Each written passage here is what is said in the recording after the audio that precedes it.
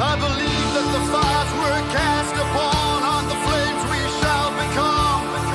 I believe in a common calling where our temples pray as one. I believe in the word of wonder and a kingdom for the saved. Good morning, Larry Pollock with Underground Performance Gym Podcast, and I'm here with new IFBB Pro 2025 USA Heavyweight Champion Chris Massaro, just coming off his pro win at the USA. I will have to say that he dominated his class, like nobody was even close. Size, muscularity, separation, everything, and in my opinion, you were the most impressive person in the class. Well, thank you very much, and good morning. And he is now going to be traveling to Tampa, Florida, to train with Derek Lunsford and compete in the Tampa Pro Show. So jumping right in there with the big guys. Yeah, super excited for that one. So let's get a little bit of background for people who haven't heard of you before. How long have you been bodybuilding? When did you start? So when I started competing when I was, I think 18 years old, but I mean, I've been in the gym since I was about 12 when I started lifting, get ready for wrestling. My coach told me to go, had everyone meet at the gym. And I think I was like the only one who showed up. So my dad brought me there and the rest is history. And how long have you actually been training for bodybuilding specifically? Specifically since I was 18. And you're how old now? I'm 32. So about 15 years? Yeah, I'll be 33 soon, so we'll say 15, yeah.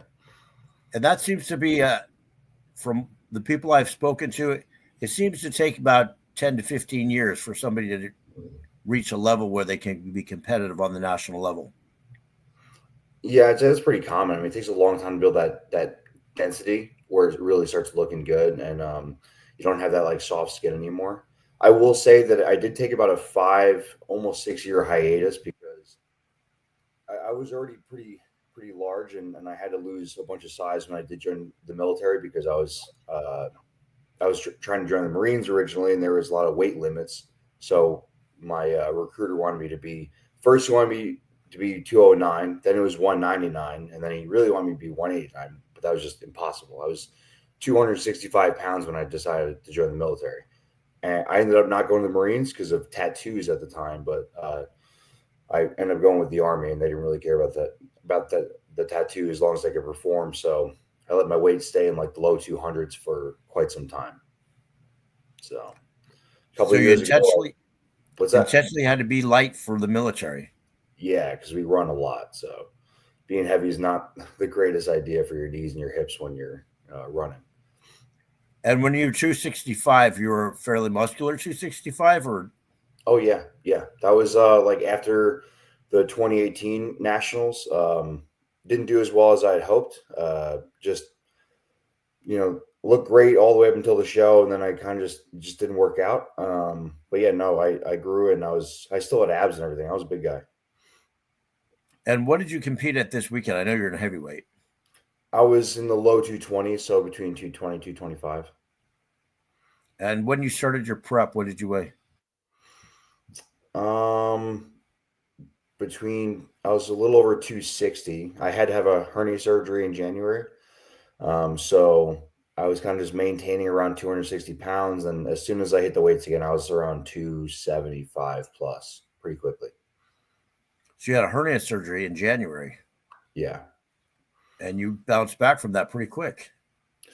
Yeah. I took 6 weeks out of the gym, besides for just like a little bit of walking on the treadmill. And I think it was much needed. It was needed not only because I needed to heal, but I've been training really hard ever since the 2023 Junior Nationals to put on size, which it really worked, obviously.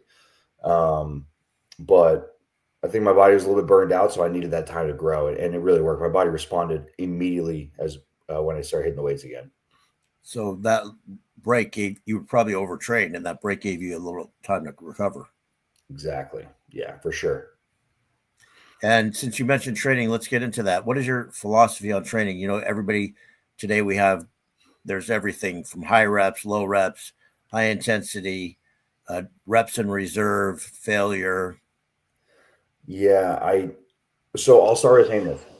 I I believe in a lot of the science-based things, but I don't follow them. Like I know they work, but I think there's a lot of things that we've already been doing for 30 or 40 years that just finally did a study to say that it works. But I've never written down a weight or anything from a single set I've ever done since I started lifting. I just go completely by feel, and I train pretty much until failure, always. When it comes to the rest of my training style, I do everything. I do low volume stuff. I do slow stuff. I do a lot of high volume. I really believe that high volume is good for volumizing muscle and getting that really nice plump look. And also helps. I think it helps keep me a little bit leaner. But I do believe that you need the low volume to build that real thick density. Like you want to have, big hard muscle, you got to train heavy, which is like, those like 5 or less than 8 reps. So when you consider high volume, what would that be? Really anything above 15, but I'll do 15, 20, 30. I'll do 50 reps sometimes. If I'm doing a big drop set or something, I really don't care. I'm just training and getting the last little bit of everything out of the muscle. And I enjoy it. I enjoy pushing myself. I don't bodybuild just for the stage. I do it because I enjoy pushing myself in the gym. I enjoy pushing myself and with the diet, seeing how hard I can go. That's what drew me to the sport originally.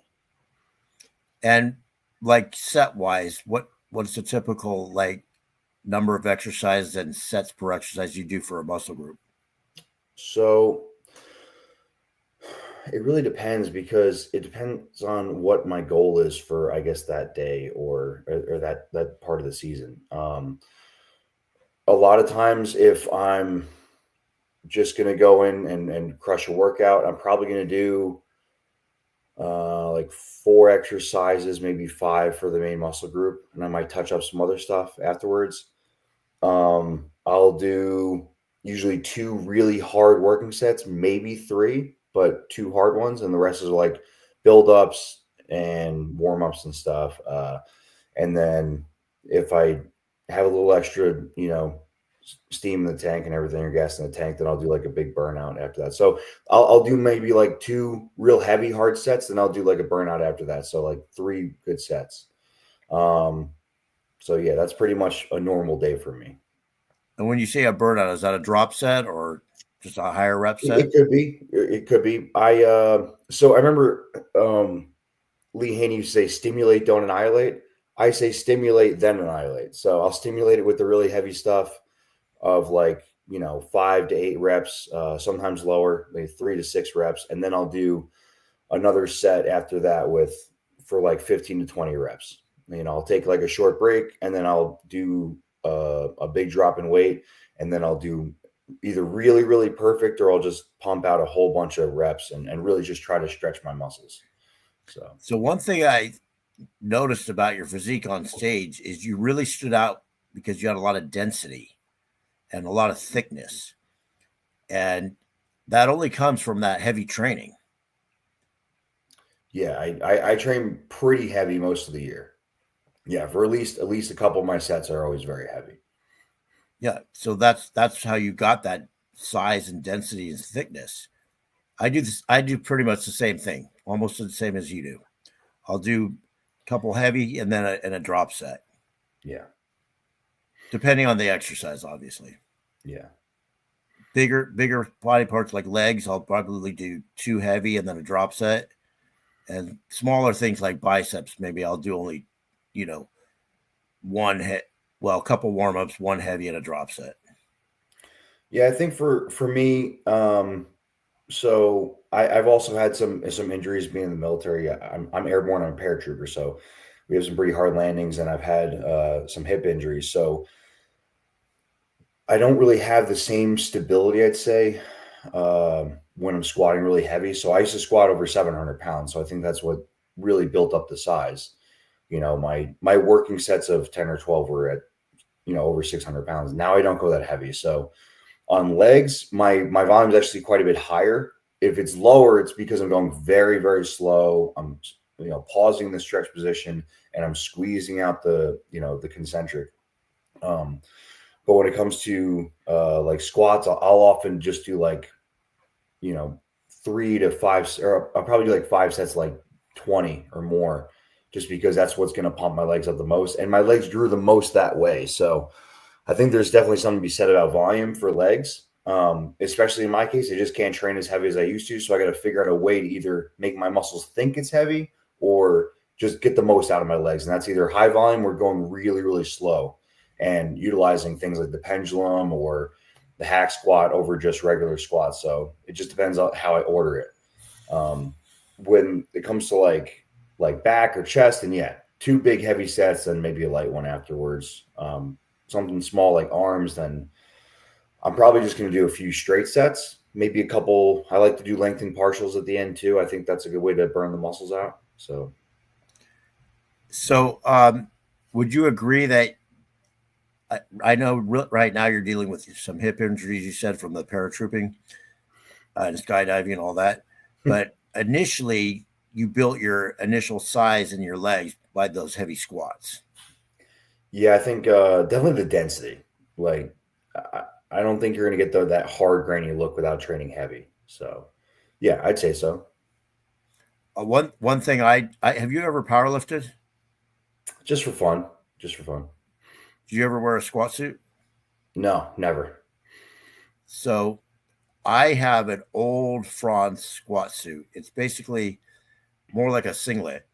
I mean, we're talking this thing is from the 80s. So it's not like these squat suits today that are like double ply that Right. help you lift a lot more weight. I've used those when I was powerlifting. Yeah. But you can get a Inzer compression singlet, and it's basically like it's sort of a little bit more than a regular singlet, but I wear that when I train legs, and it's almost like having a knee sleeve on your hips.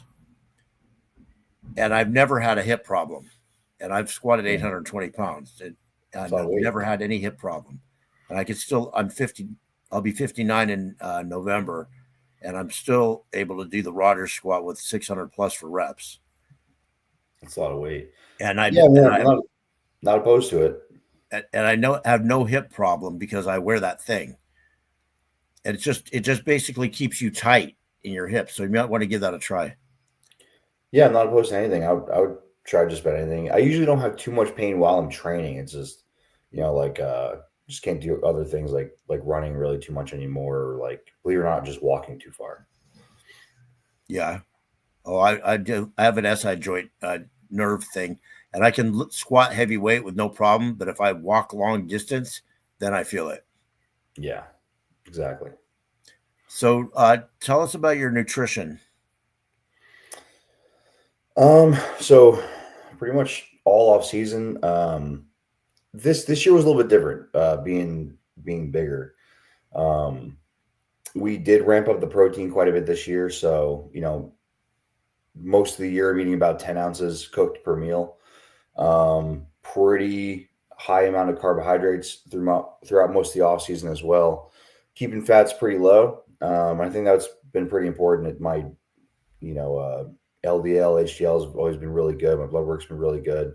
Eat enough fats to be healthy, but not too much more than that. Throughout the off season, I'd say I'm probably 95.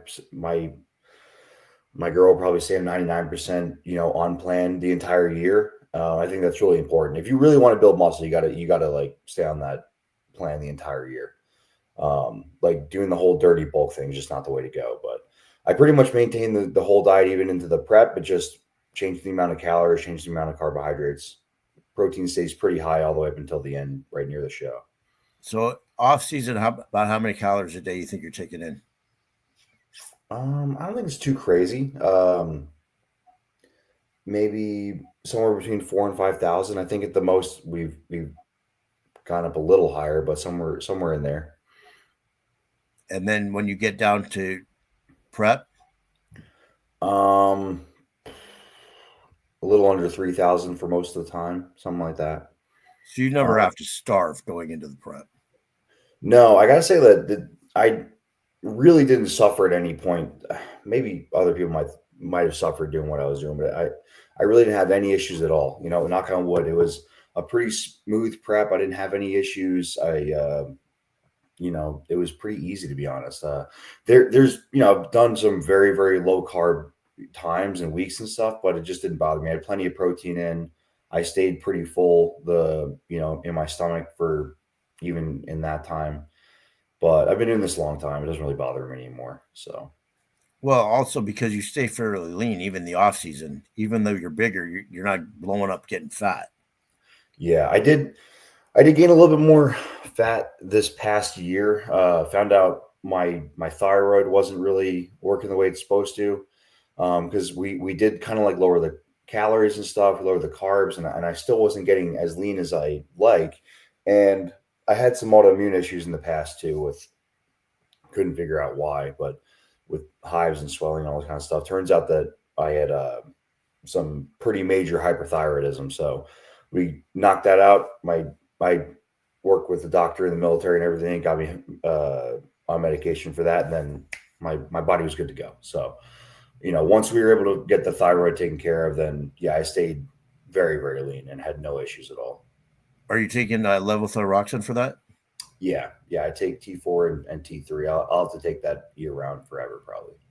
And I take just the T4 at 100. No, I was 175, and they raised me recently to 200 milligrams.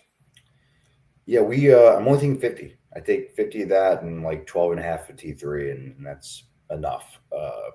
But I think it's because of how good the diet is. But we'll see, you know, when it comes to the off season, if things change. But when I talk to my doctor, he's like, "Hey, man, if it ain't broke, don't fix it." The numbers are looking good, so we'll keep. Well, yeah, I take that because based on my blood work, we found that amount of T4 puts me right in the normal range.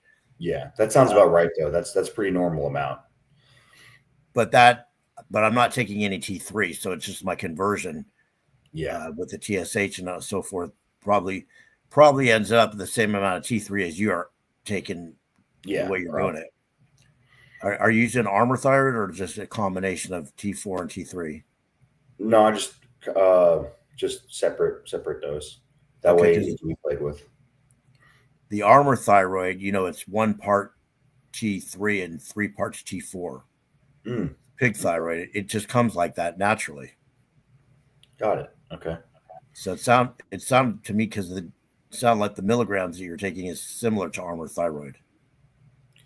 Yeah, I don't know. That's just what they suggested. I'm not a doctor, so I trust him. He's done, you know, always done right by me. So yeah, as long as your blood work comes out and you're in the proper range, then you're good. Yeah. So you won the heavyweight, and I know you felt like you should have won the overall, because a lot of people felt like that too, including myself. Appreciate it. And then what came about that you ended up now? Originally, Derek Lunsford had made the offer for the winner to go to Tampa to pose and get ready for the pro show there, because he won. If people who don't know, Derek won the USA's. I believe that was, what year was that? It was about 7 years ago. Yeah, I like 2018, 2017 maybe. Yeah, I was there. And the following week, he went to Tampa in 212 and won the Tampa Pro.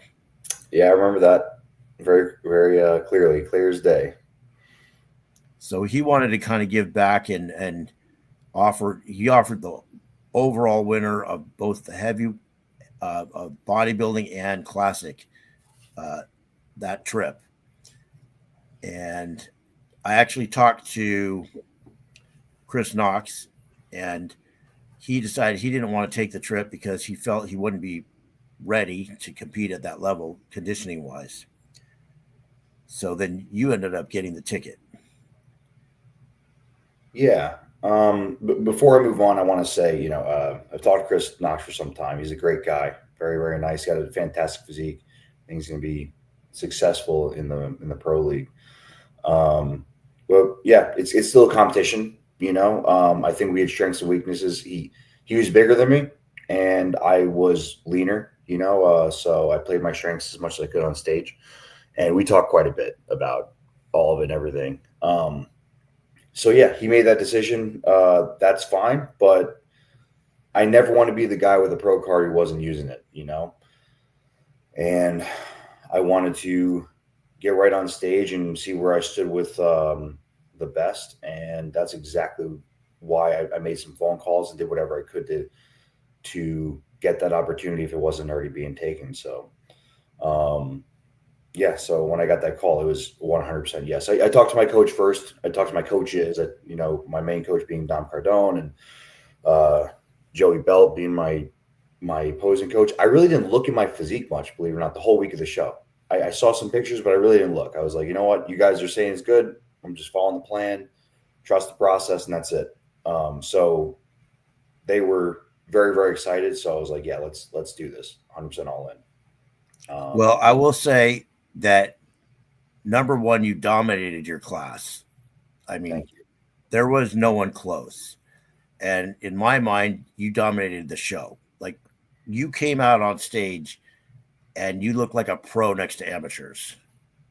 The size, the conditioning, everything. No one was even close. Chris is a great guy, but conditioning, you were just way ahead. And I appreciate it. Thank you. He even said that. Yeah, man. We push the conditioning, and that's something where I can get big if I want to get big. I was 238, almost 240 pounds the week prior. That's where I naturally sit. And I look pretty much ready there. But I told Dom, we had the same idea. I said, I talked to some judges. They said, hey, drop down to the heavyweight and crush. And I was like, all right, let's do it. I'm up for the challenge. I want to do it. Whatever we got to do, I want to get down there and see what I can do. And I think it was worth it. Because I just think that, that's what bodybuilding is. You got to find out how hard you can go. And that's what we did. And we brought a really good conditioning package. This is the best package I've ever had, obviously. So I'm very proud of what we looked like. And also, this was a stacked USAs. I mean, we've seen some great weak bodybuilding contests over the last few years, and like rumor was, bodybuilding is dying, but this show proved that different. There was, I believe, between the middleweight, light heavyweight, and heavyweight, there was at least 25 plus in each class. Yeah. And really good, solid competitors. I don't believe that. I don't believe it's dying. I think that it's changing. I think that because of classic physique, there's a lot of guys that want to stay there. But I think that there's guys who just don't fit there. Like, I could never fit in classic physique. I would look terrible at 185 pounds or whatever my weight cap would be. Yeah, your frame's just way too big. Yeah, it just wouldn't work, And I think that's something that people need to realize, that classic physique isn't a place that's like a starter class for bodybuilding. You're either made for it or you're not. I think if you have that very aesthetically pleasing body with a tiny little waist and bubbly muscle where you look big in that weight cap, great. If not, go bodybuilding. It's still all bodybuilding. You're still completing a physique in the most aesthetic manner. You're trying to be the biggest you can be, the leanest you can be, and the most aesthetic you can be. It's the same thing, in my opinion. Just you either fit in classic or you don't. And I think more people should be going into bodybuilding that are going into classic that don't. I don't think they fit there. I think they're just holding their physiques back to what their true potential is. Well, but yeah, I don't think it's dying. Couple things I want to mention. You do have a pretty tight waist, and you're able to pull a pretty big vacuum, and you have that V taper and everything, but you're just too heavily muscled for what they want in classic. They just don't want that. They don't want that muscle thickness in bodybuilding. That's where you fit. And some people think that because they make a height and weight restriction that they should fit into classic, but they don't have the classic look that they want for that. Exactly. They just kind They of want a specific look with really wide shoulders and not just a small waist, but that sort of taper. Yeah, exactly. And either you have it or you don't. And if you're a shorter or even a bigger, just stockier guy, you're going to look more like a bodybuilder. And actually, I interviewed the guy that won the middleweight. He won the middleweight and beat some really good bodybuilders in the middleweight. But he got fourth, and he did classic as well, and he got fourth in classic. What happened? Because he's a bodybuilder. He doesn't look like a classic guy. Yeah, and that's okay. Go bodybuilding. When I started, there was only bodybuilding. We didn't have classic. We didn't have, everybody was just in the same category. It's kind of whatever. Oh yeah, that's how it was when I started. Yeah, there was no physique. That was the first thing that came, but it was just men's bodybuilding. And I think we had like women's figure or something, and women's bodybuilding. But yeah, now there's a class for everyone. I think it's great to grow the sport, and that's great. I mean, it's huge. What's all the NPC and IFBB and everybody, there's got to be so many freaking competitors now that, compared to the past. But, I think bodybuilding had a little time where it did dip down, but I think it's growing. I talk to a lot more younger guys now. I'm a coach, and I have a lot of guys in that 17, 18 through 20 age, and a lot of them are leaning into going into bodybuilding. So it's a good sign. Well, also you're their example. I'm sure they look at you and they're like, I want to be like you. Hope that helps. Yeah. I love the whole idea of being a mass monster. Like Nick Walker, I think he's got an insane physique, but I like the fact that you can compare apples and oranges in open bodybuilding. You can have a guy like Justin Shire or like a Martin, who has, a quote unquote more classic style physique. And then you got a guy like Nick, who's just a monster, and they can compare. And that's what bodybuilding is. It's awesome. And you kind of have a little bit of combination of both. Yeah, I appreciate it. I worked really hard to have that vacuum. I grew up with Jason Hubb being a big mentor for me, and him and his brother Paul both have beautiful vacuums, just amazing genetics. But I learned it wasn't just about being able to pull it. It was like takes a lot of work to make it look good too. Like massaging your ribs, getting that rib cage open, everything. Something that I always wanted to have, where it just didn't look like a jagged kind of crappy vacuum. I wanted to make it look pretty, but at the same time, I wanted to have, I got a pretty veiny chest already, so might as well be able to pull a freaky, most muscular and all that stuff. So a little bit of the best of both worlds. So what do you do to work on your vacuum? Because I know a lot of people just don't know how to do that. I do quite a bit, actually. I mean, once you know how to do it, you can do it on command. But I do train quite a bit of abs and everything, being able to have a lot of control over my outside, my rectus abdominis, and my transverse, being able to suck it in. So, but I do a lot of stretching over like benches. I'll put like a foam roller in my lower back and really open my ribs up and stretch my stomach out and be able to have control over my abs in these awkward positions. And I'll dig my fingers underneath my ribs and I'll stretch them out and everything. If I go get massage, I'll have them massaged under my ribs to create that round look, so it doesn't look like this. But a lot of stretching and a lot of core work, a lot of planks. I'll do vacuums and crunches in my planks to have that control, because being able to hold a vacuum on stage is not easy. You can only hold it for so long because your body's going to need oxygen at some point. So, right. Yeah, a lot of that. So what year did you actually start competing? I think it was 2011, 2010 or 20, I think 2011, because I graduated high school in 2010. I think I competed the year after that. And how many shows do you think you've done so far? It has to be more than 10. I mean, I competed, 4 or 5 times a team, did the whole team nationals thing. And then, somewhere probably around 10 or 12, something like that. And how many national level qualifiers have you done? Like pro qualifiers? Yes. 1, two, three, four, probably four. And this is something that I want to put out there because a lot of people have misconception.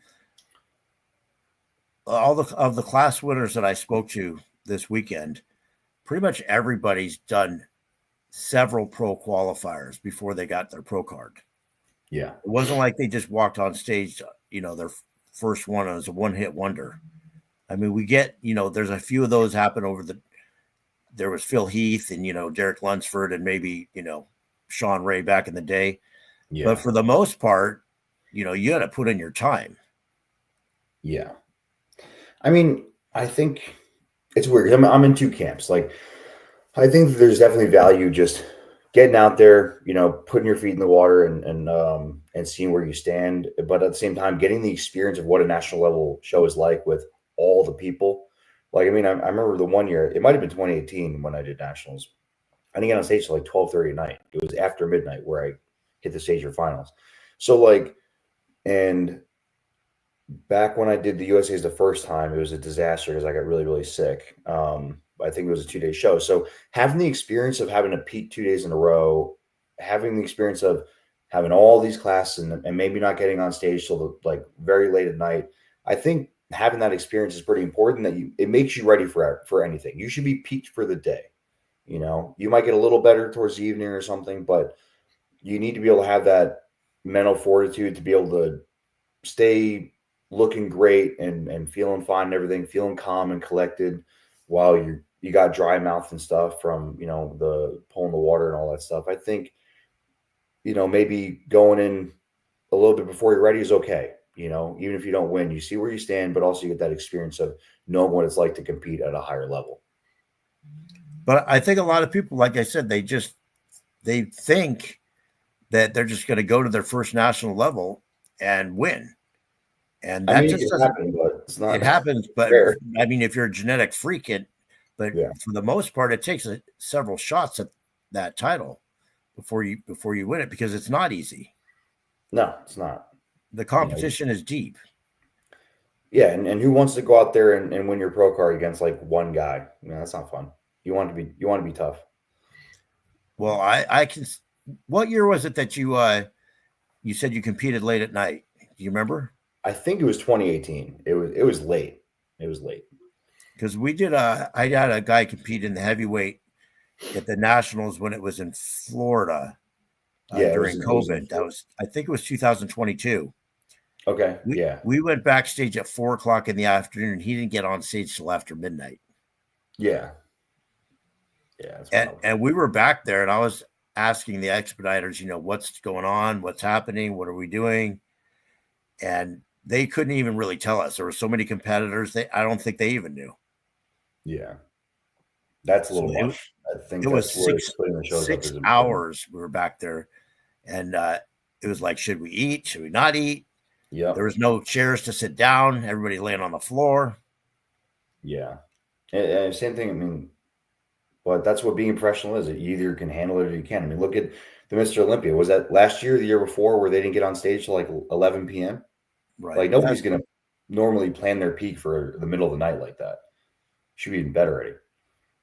Well, I can say this last USA's that we just went to, it was the best run national level show that I've ever seen. It was super smooth. I think we were up by 7 p.m., something like that. We had time to make dinner reservations. Is great. They got you guys right on first thing in the morning. Then afternoon, they started pretty much on time. Mm-hmm. And got right to it and got through it. Yeah, it was perfect. And there was a lot of competitors. There was. I mean, there had to be, I would say, at least well over 150 in bodybuilding. Yeah, for sure. There was a lot of classes. Mm-hmm. And then the classic, they probably had more. And then you had the men's physique, and there had to be at least 200, probably 300 competitors. Yeah, there had to be quite a bit. And I saw a lot of good physiques back there. That just because they don't have a card doesn't mean that they're not going to get one day. A lot of future pros back there for sure. Oh no, I mean the top 5 in every class was good. really Yeah. good.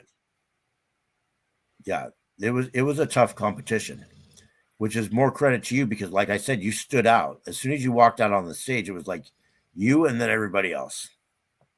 That's what I told my coach I wanted. And that was usually, you exactly know, what what we've been seeing for the last, I don't know, 10 or so years, maybe longer, is people get their pro card and they're like, okay, I need to take 2-3 years off to, you know, grow to compete as a pro. I mean, I get it, that might be the smart thing to do, but maybe, I don't know. But you're a pro. I enjoy competing. I enjoy bodybuilding. So I want to get back on stage, Well, back in my day, people turned pro and they went straight to competing in the pros and went, you know, pretty high in the pros because it was hard to get a pro card. Yeah. And you're a guy that you turn pro and you look like a pro. I have no doubt you're going to do well in Tampa because you already have the size and conditioning, structure. You have it all. Well, I appreciate it. I mean, I have no expectations going to Tampa. I just had the expectation to just bring it again, hopefully with a few more pounds on me, and used a little bit of rebound that we had from some good food after the show and stuff. Yeah, I'm just excited to compete. I mean, it is a really deep lineup at Tampa. It's the definition of jumping into the deep end, right? But it is. I did live in Florida for 15 years. My family and a lot of my friends are just down the road in Sarasota, Bradenton area. I got a lot of friends in Tampa. A lot of my clients are in Tampa. So to me, it's a dream come true opportunity. So I could not say no to that, and I was thinking about going even if it wasn't paying for it because, I love bodybuilding. I want to be on stage. So, Well, honestly, we did on one of my podcasts, we did a prediction show last week on Tampa. And I really think that you're going to put a wrench in some people's plans right there because you're going to stand out in that lineup. I appreciate it. Yeah. And you got tough competition going into there, but you have the size and the conditioning, the structure. I think you're going to shock some people in there. I appreciate it. Yeah, that's what I plan to do. I want everyone to know that I'm here to play. I am going to put some size on after I compete for sure, and talk to the judges and everything where it should be put. And I have a mirror too. I know places where I could use some more muscle, and yeah. But even right now, I'm not showing up just to show up and hang out and meet people. I want to go on stage. I want to be competitive. I'm pretty confident you're going to be. And I'm not bragging or anything, but I've seen all the top bodybuilders since the 80s. So I have a pretty good eye for this stuff. And I appreciate it. I think you're gonna stand out on that stage. I mean, you got really good people competing. Justin Shire. Oh yeah. And John De La Rosa. You got Stuart Sutherland. I mean, you got good guys going into there. Oh, for sure. The list keeps getting longer every time I open up Instagram. I try not to be on my phone too much, but I opened up, it's like another guy. I'm like, all right. Yeah. But you're not going to be a guy that walks in there and be like, oh, well, this is his first show. He's like in the third call out. I don't think so. I think you're going to be right up there in the mix. That's the plan. That's the hopes. Well, we're at 40-something minutes. Let's see. Is there anything you want to promote, your sponsors or your coaches or anything like that? Yeah. So, I mean, I told everyone before that I work with Dom Cardone, so I want to, publicly say thank you for, his support. Yeah, with the autoimmune stuff, with the injuries and stuff. I've been with him since 2017. It's been a long time. We've had a long road, and he's helped me from bodybuilding shows to getting ready for the military and making weight for that. And, we've been through thick and thin, so there's nobody I can see myself working with, besides for him. The way we work together, he knows my body. He trusts me with my feedback and my knowledge for nutrition as well and supplementation, everything. So We just got a really, really good thing. So I'm really excited to see what the future holds for us there. Joey Belt, for his ability to help me with my posing and stuff. So I just want to thank those guys. And obviously, all the support by everybody else is great and everything, of course. But sponsor wise, Steel. So that's obviously run by Jason Hub and a longtime mentor. So, I'm probably where I am because of him, starting out as a teenager, watching him. I went to the USA's when he won overall in 2010. And I said, I'm going to do it here too. The plan was to win overall. Didn't get that, but I did get the heavyweight class, which I'm still very, very happy about. And then, I work with Omega Mino, so that's great. He's been a great help to me as well. And I just want to touch on, you mentioned your autoimmune. Can you be a little bit more specific? I have Crohn's, so I deal with that. I've had it since I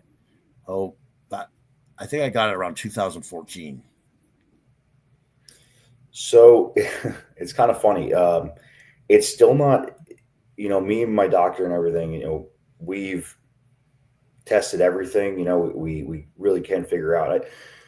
Basically like a year ago, or maybe a little bit longer, I just randomly started getting covered in hives and my joints were all swollen. I was getting anaphylaxis. I couldn't breathe. I just spent like a week in the hospital.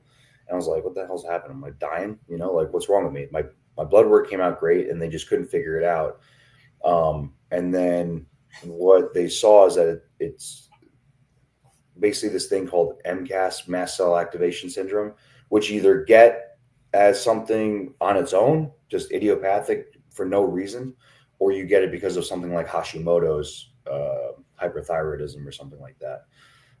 Which I have the symptoms of that, and I have the autoimmune. I get Raynaud's, I get like blood shunting, a lot of stuff, but we haven't managed. I've been, I think with the healthy diet and just maintaining, just staying lean and everything has been the key. I have been using retatrutide as well, like in a very, very small dose, and that's been shown to help with autoimmune. And I haven't had any hives in months, so I think that really, really helped as well. Probably helps with the fat loss as well, but we're using it for health reasons instead. So it's helped my blood sugar, it's helped with everything. So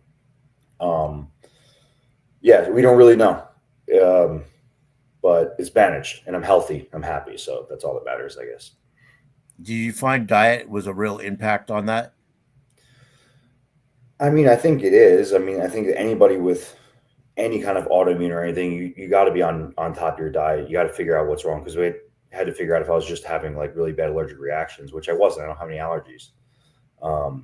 But I was getting that. I was on diet when I was getting those issues. We were trying to figure out if it was my protein, if it was my laundry detergent or something. But no, there's no allergies. It was completely out of nowhere. But the big sign was the thyroid thing, So for me with the Crohn's, it took me a year to diagnose it. The doctors didn't know what it was, and they finally did.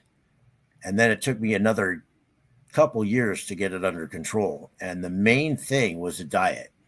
Yeah, for sure. I just had to figure out, what I could and couldn't eat. And it was just like a big elimination. I went down to just chicken and rice for a while.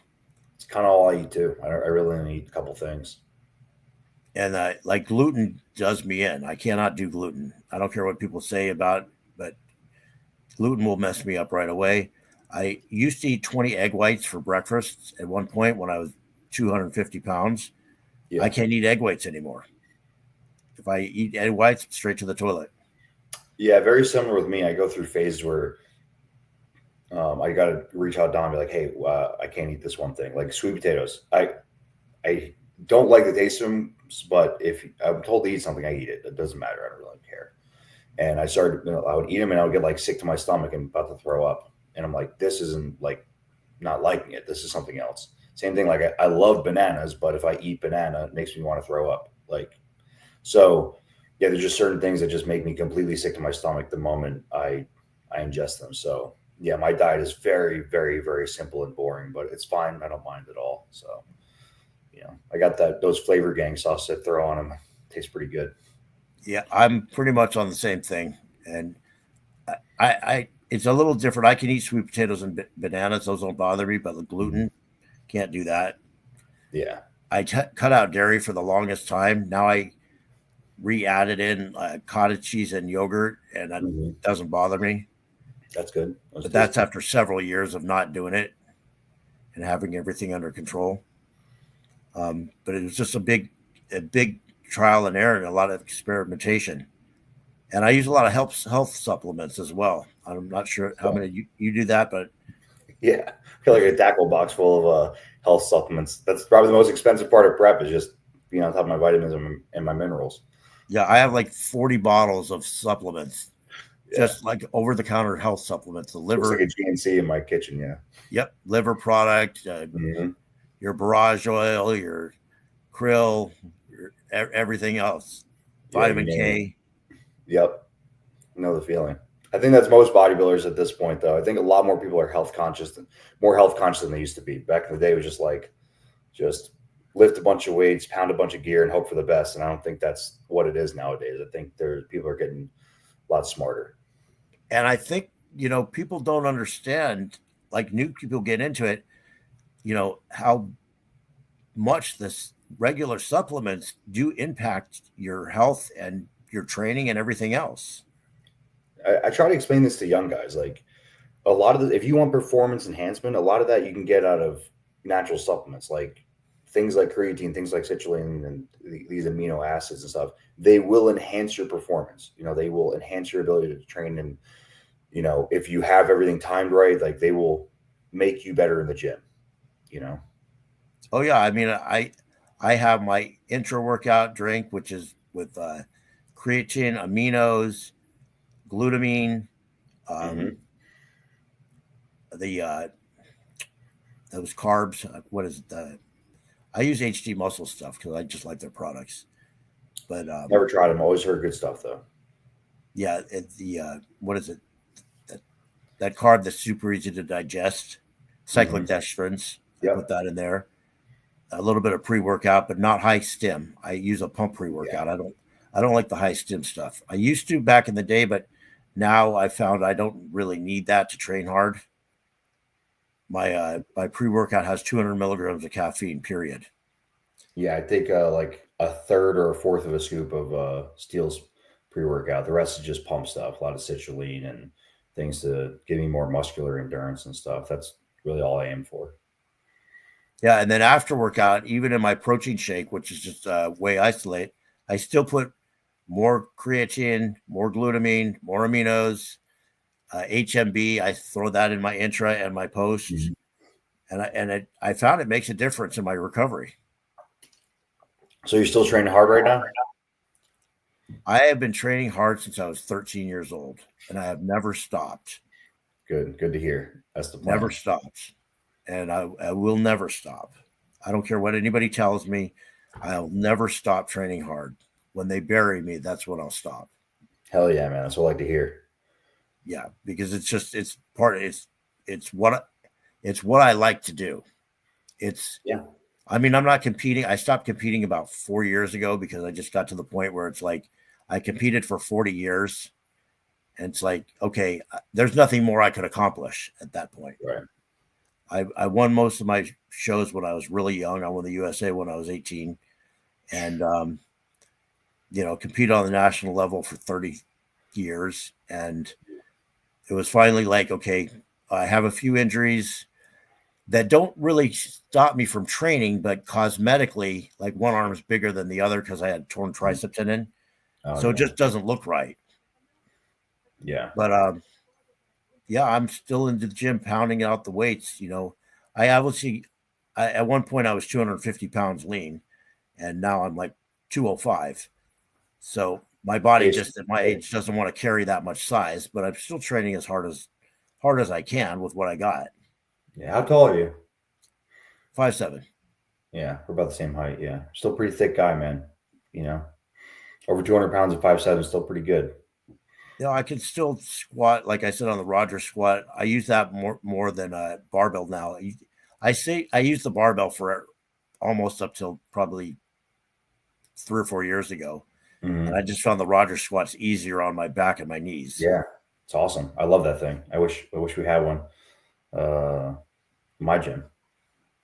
If the gym owner's watching this, get a rocket squat.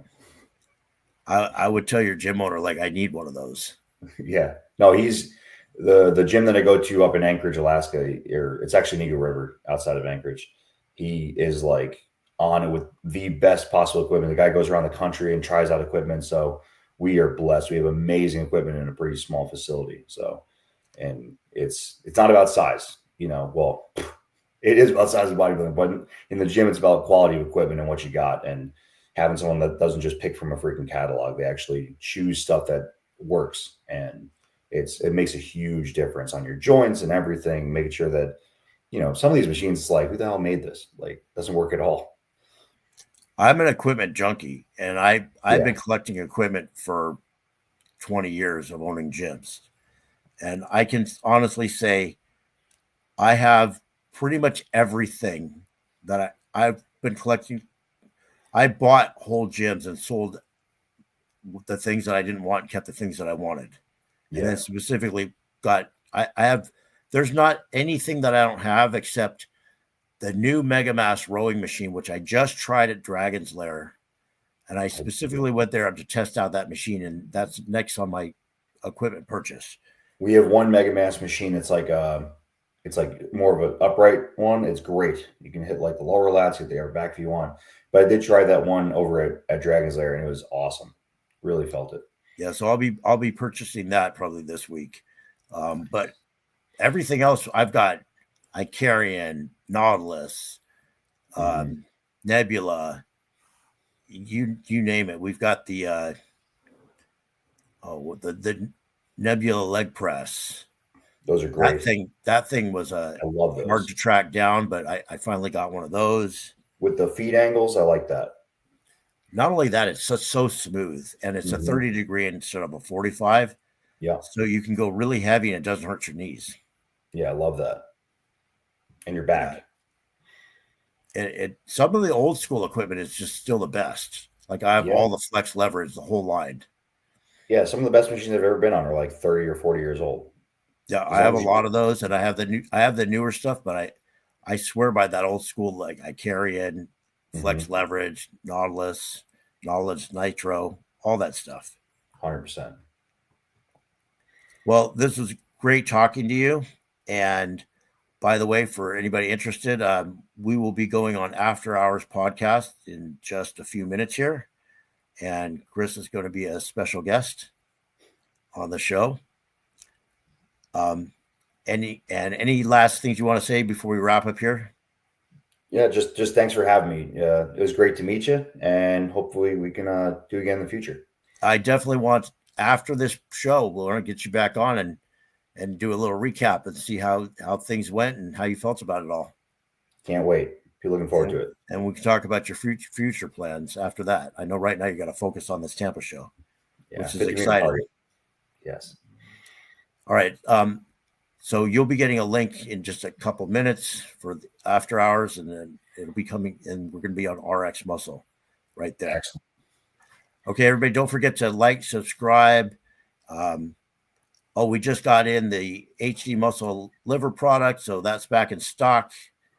So I know it on my website. I have to, my web designer has to put it back up on there, which he's going to today, because we literally just got it back in. That stuff sold out like quick. And I had an order coming through customs. It took a minute, but we got it through. So super. If you ever need a good liver product or the kidney product, HD Muscle makes some really good ones. And Dave has some really good stuff out of Species as well. All right, so we're going to wrap this up, and then we will see you in a few minutes on After Hours. And by the way, if you guys have questions for Chris, where can people reach you? I went ahead and changed my handle, so you can reach out to me on Instagram, IFBB Pro Chris Massaro, Chris_Massaro.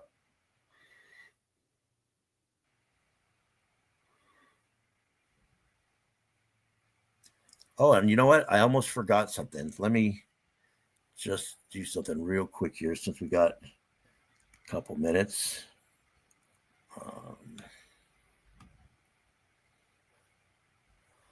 Let's see.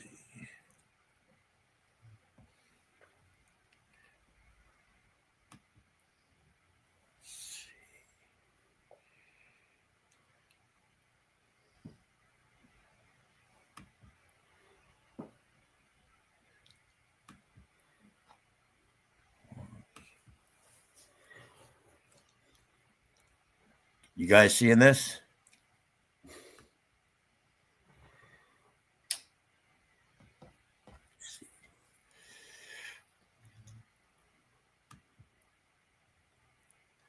So this is Chris's Instagram.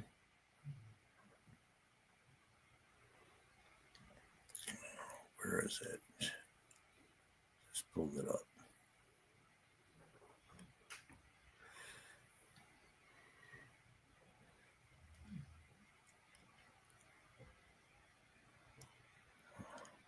Hold on.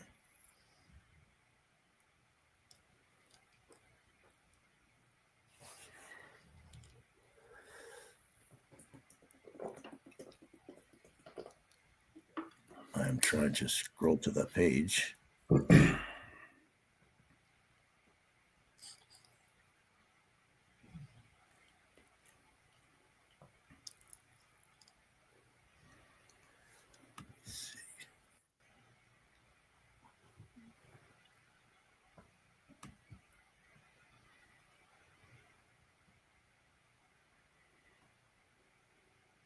Oh, here we are. So just so you guys, if you haven't seen it yet, this is what Chris looks like. Some competition stuff here. That's crazy back double biceps. Thank you. And you have some really, this most muscular shot was just wild. All of these pictures, I mean, that is pro level right there. Thank you very much.